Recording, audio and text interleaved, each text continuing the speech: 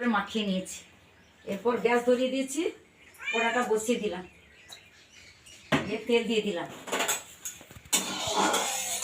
তেলটা চারপাশে মিলিয়ে দিচ্ছি, কারণ মাছটা তেল ভালো করে গরম হয়ে গেলে চারপাশে থাকলে মাছটা ধরতে যাবে না, সেই জন্য তেলটা দিয়ে দিলাম।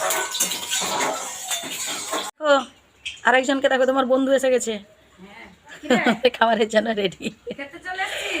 কুকুর বেড়াল এগুলো কেউই কিন্তু আমাদের ঘরের নয়।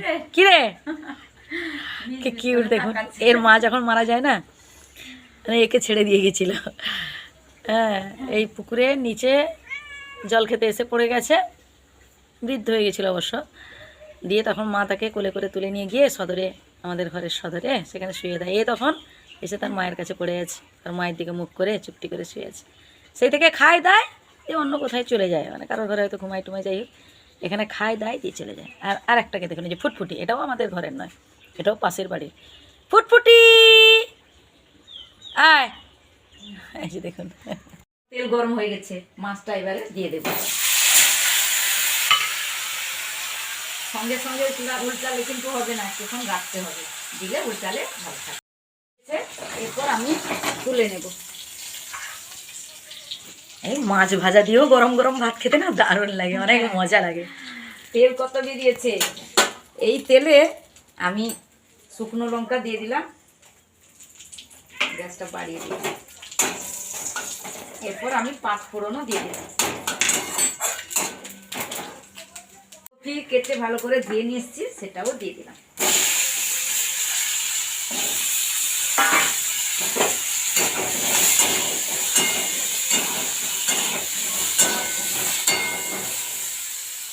এবং পাকা তেঁতুল ভালো করে মাখিয়ে নিচ্ছি। এরপর আমি দিয়ে দিলাম জলটা।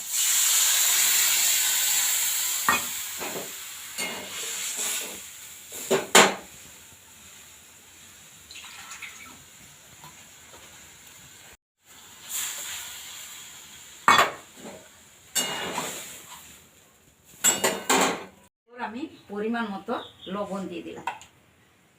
এটা ভালো করে ফুটলে তারপর এই মাছটা দেব। আপনারা কিন্তু কোথাও যাবেন না, প্রথম থেকে দেখতে থাকুন কেমন করে রান্না করছি। সুন্দর ফুটে এসছে। আর বাঙালির তো টক ছাড়া আর কিছু না, টক তো হচ্ছে সব থেকে প্রিয় খাদ্য। এরপর আমি মাছটা দিয়ে দিলাম।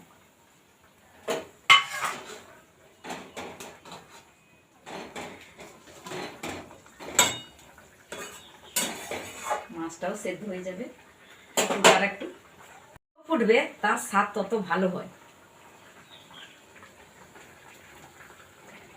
ফুটি লেজ টেজ গুটিয়ে বসে গেছে। ফুটফুটি এনে এনে, রান্না হয়ে গেছে, নে খা, এনে। মাছের টক সুন্দর হয়ে গেছে, দেখুন কত সুন্দর মাছের টক হয়ে গেছে, একটা গন্ধ। হ্যাঁ, মানে আপনারা বন্ধুরা বাড়িতে যদি তৈরি না করেন তাহলে বুঝতে পারবেন না। মাছের টক না, বাঙালি তো জানেন, বাঙালিরা মাছের মানে যে কোনো টক খেতেই পছন্দ, বিশেষ করে মাছের টক। আর তেঁতুল টক হলে তো মানে কথাই নেই। হ্যাঁ, তো তেঁতুল টক আর গরম গরম ভাত, একটু কাঁচা লঙ্কা, আর কিছু লাগবে না।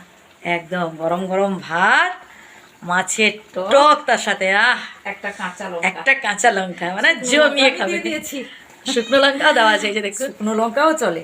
দারুণ, সত্যি দারুণ।